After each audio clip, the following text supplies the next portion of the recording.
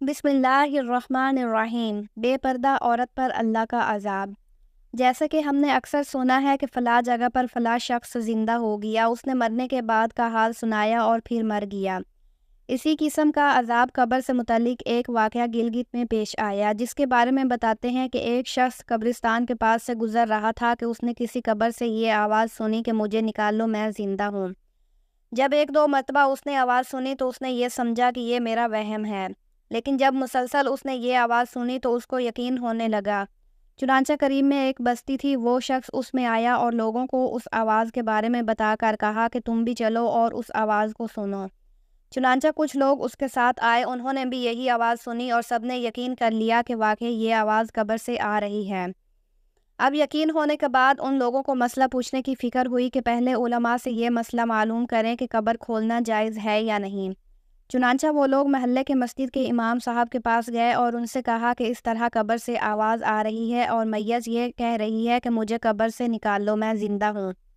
اس پر امام صاحب نے فرمایا، اگر تمہیں اس کے زندہ ہونے کا یقین ہو گیا ہے تو قبر کو کھول لو اور اس کو باہر نکال لو۔ چنانچہ یہ لوگ ہمت کر کے قبرستان گئے اور جا کر قبر کھول لی۔ اب جو ہی تختہ ہٹایا تو دیکھا اندر ایک عورت برنا حالت میں بیٹھی ہوئی ہے اور اس کا کفن گل چکا ہے۔ پھر لوگوں نے سنا کہ وہ عورت کہہ رہی ہے، جلدی سے میرے گھر سے میرے کپڑے لاؤ، میں کپڑے پہن کر باہر نکلوں گی۔ چنانچہ یہ لوگ فوراً دوڑ کر اس کے گھر گئے اور جا کر اس کے گھر والوں کو یہ واقعہ بتایا۔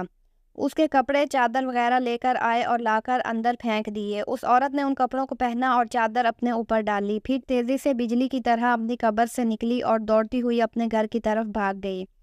گھر جا کر اس عورت نے ایک کمرے میں چھپ کر اندر سے کنڈی لگا لی۔ اب جو لوگ قبرستان آئے تھے دوڑ کر اس کے گھر پہنچے، ان کو وہاں جا کر معلوم ہوا کہ اس نے اپنے کمرے کے اندر سے کنڈی لگا رکھی ہے۔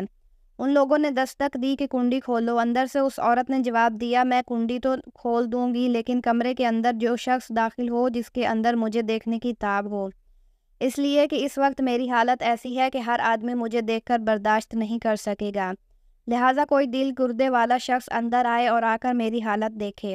اب سب لوگ اندر جانے سے ڈر رہے تھے، مگر دو چار آدمی جو مضبوط دل والے تھے انہوں نے کہا کہ تم کنڈی کھولو، ہم اندر آئیں گے۔ اس نے کنڈی کھول دی اور کچھ لوگ اندر چلے گئے۔ لوگوں نے اندر جا کر دیکھا وہ عورت اپنے آپ کو چادر میں چھپائے بیٹھی ہوئی تھی۔ جب یہ لوگ اندر پہنچے تو اس عورت نے سب سے پہلے اپنا سر کھولا۔ ان لوگوں نے دیکھا کہ اس کے سر پر ایک بھی بال نہیں، وہ بالکل خالی کھوپڑی ہے، نہ اس پر بال ہے نہ کھال ہے، صرف خالی ہڈی ہے۔ لوگوں نے اس سے پوچھا، تیرے بال کہاں گئے؟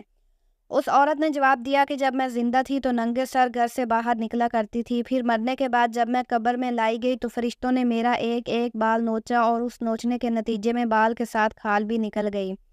اب میرے سر پر نہ بال ہے نہ کھال ہے۔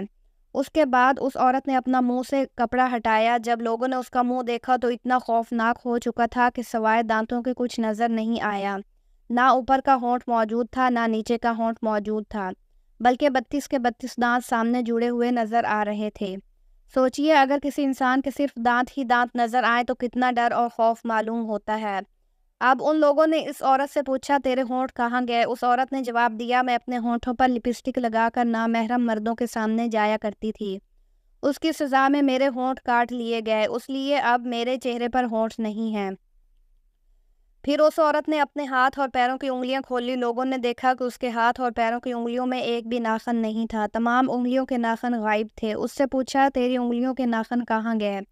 اس عورت نے جواب دیا، ناخن پالش لگانے کی وجہ سے میرا ایک ایک ناخن کھینچ لیا گیا، چونکہ میں یہ سارے کام کر کے گھر سے باہر نکلا کرتی تھی، اس لیے جیسے ہی میں مرنے کے بعد قبر میں پہنچی تو میرے ساتھ یہ معاملہ کیا گیا اور مجھے یہ سزا ملی کہ میرے سر کے بال بھی نوچ دیے گئے، میرے ہونٹ بھی کاٹ دیے گئے اور ناخن بھی کھینچ لیے گئے۔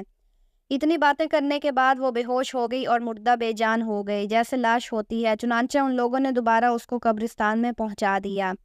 محترم خواتین و حضرات، اللہ تعالیٰ کو یہ عبرت دکھانی مقصود تھی کہ دیکھو اس عورت کا کیا انجام ہوا اور اس کو کتنا ہولناک عذاب دیا گیا۔